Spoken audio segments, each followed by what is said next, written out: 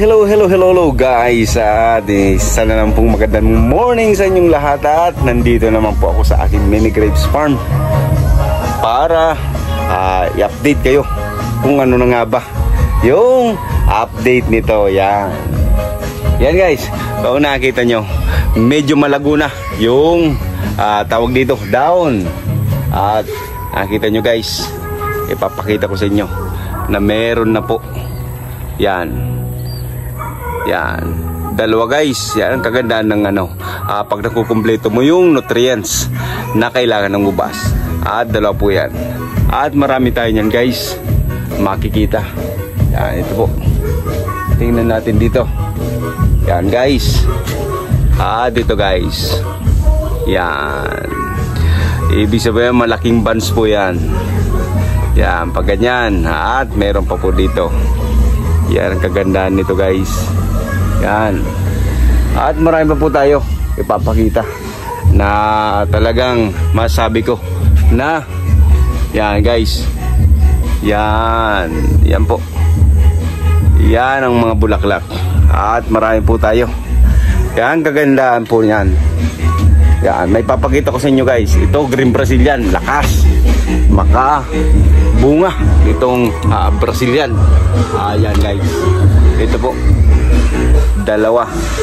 Dalawang buds kung sakali. Yan guys, dalawang buds kung sakali ang ibubunga nito. Yan, nakita nyo guys.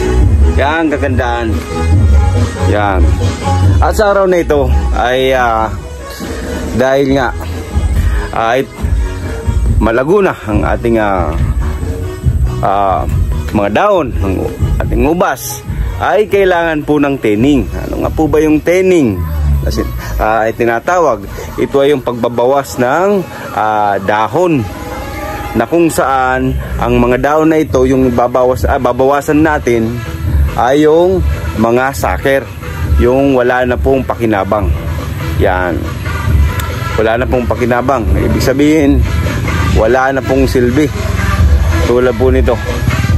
Yan guys, kung nakita nyo, may bulaklak. At katabi nito yung isa pa na walang bulaklak. Ito po yung saker na tinatawag natin. At kailangan po yan tanggalin sa pamagitan ng itong cutting shear. Yan, naulog. Yan guys, tatanggalin ko po ito. Yan, itong sangang ito kasi wala naman po siyang silbi. At yan po, ipunin ko po siya para pakain naman sa aking rabbit. Yan po yung mga wala ng silbi. Tulad po nito. Yan guys, nakita nyo, may bulaklak siya. At ito naman, wala naman. Ayan, tatanggalin natin. Yan po. Ito, saker. Yan. Ganyan lang po yung pagtatanggal ng tining ng dahon. Ayan po ang pagtitining, yung pagtanggal ng mga sanga na wala namang silbi kasi sila ay mga saker na. Yan guys. Yan po. Ito nyo naman guys, marami na pong bulaklak na nagsisilabasan. At yan po, napon natin dito. Yan guys, ang kagandaan po nyan. Yan lang po ang pagtanggal ng mga tulad nito. Tatanggal tayo ng isa, yung wala pong tanggalin po natin to. Yan, yung walang mga silbi na, walang mga bulaklak na inalabas. Kasi magsisilbi lang po yung saker, taga agaw ng nutrients ng ubas. Yan po. Yan lang po ang pagtitining. Tulad nito, tatanggalin ko po ito kasi wala namang silbi. Mayroong bulaklak. Yan po yan, ganyan. Ayan, tatanggalin po natin yung mga wala ng silbi, yung hindi po, wala na pong kakayahan na tawag dito, maglabas ng bulaklak. Yan guys, ganyan lang po yan. Ito po.